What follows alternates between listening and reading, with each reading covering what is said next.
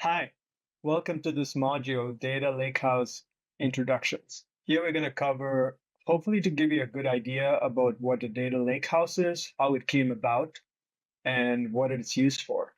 In the Lakehouse introduction, some of the topics that I said we're going to cover are what a data lakehouse is, how it came about, and what it's used for. We also covered what the learner's outcome is and how we could use that. Okay, in this module, we're going to talk about the evolution of the data storage. The main purpose of this slide that I wanted to share is how we got to the data lakehouse, and that's what your mindset should be at. So originally, right in the beginning, to the point where in the early 80s or so, data warehouses were huge. So that was like a revolutionary thing at that time. And it made sense because you had applications that you could build, something like your personal finance or things that took care of a lot of paperwork into a cluster of tables that had relationships between them. That was called online transaction processing. And there was also like online analytics processing or OLAP.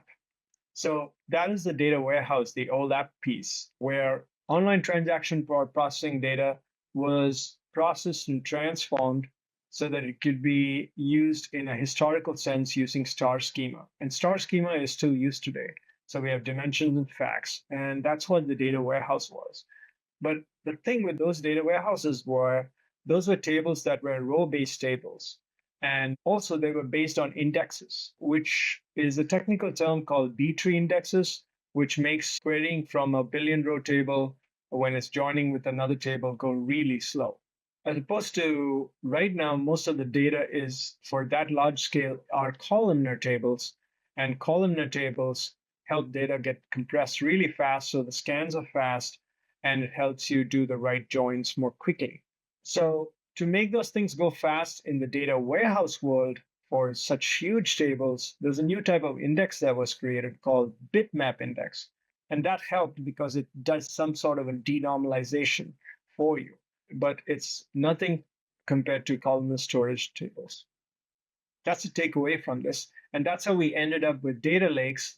And the thing with data warehouses when it was stored as data lakes was it had the goodness of storing data long term and could continuously grow and had no problems with that. But it didn't come up with the referential integrity or the ACID compliance of a data warehouse where you could treat it like a star schema. As a result of that, we have these combinations of these two systems together, which we call data lakehouses. So you have data lakes and data warehouses, and the lakes and the warehouse got jumbled together to be called lakehouses. And that's it. One thing I can say about data lakes is the mentality of the time when data lakes came in was let's worry about how to do the insights and reporting later. Let's just get all the data and put it in this big space, like throwing buckets of water into the lake. Let's just do that, and we'll worry about how we can retrieve the data later. And so they was like, cool, let's do it, and let's go and push all the data in there. But what did that create? It created a very disorganized way of storing data, and nobody knew how to get the data out from there. So if they're looking for specific information on a specific table, it's extremely chaotic and disorganized that the analysts and the data scientists found it really hard. And they had to write all kinds of data gymnastics scripting in order to get the data that they wanted. And that created a lot of problems. Like even going back to this slide about traditional warehouses, yeah, everything was nice and clean. But when your business grew and you had a lot more transactions, a lot more sales, a lot more orders, when you start to query the data, it's got a way slower. So before, when they started their business and this was a new thing, it was fine. It was just a few million records. It didn't matter. But as their business grew, it got harder, and they have to tell their customers, "Hey, my computer's slow. Wait for 10 minutes. Can you wait for us, and we'll get you what you want." That was not the experience people were looking for, and the data warehouses were getting really slow. Backups were becoming an issue, and things like that. But the rise of the data lakes, it was the other end of the spectrum. You had one side of the data lakes doing, oh, we can get all the data that we need and put in the data lake, and that's fine. or into this drive and just store that, and then we'll worry about how to process them later. But that didn't really help. This is the problem that I was trying to explain to you. All these things with the orange box where we have the data warehouse and the green box where we have the data lake, and we needed to get these things working together. So in the next module, we'll talk about what a data lake house is.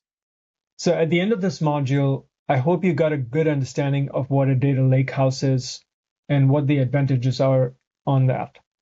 Important point here is that it's just not used to pump data into a data lake that could be useful later, but it also tackles the performance. So you could treat the data lake house as a set of tables rather than a set of objects. So that's a key differentiator that you need to be aware of, at least as part of this introduction. And so I hope in the future courses, you'll get a good understanding about MinIO's AIStor tables. Thanks for listening. And if you have any questions, reach out to us at MinIO or Slack us at minio.min.io, and we'll be there to help out. Thanks.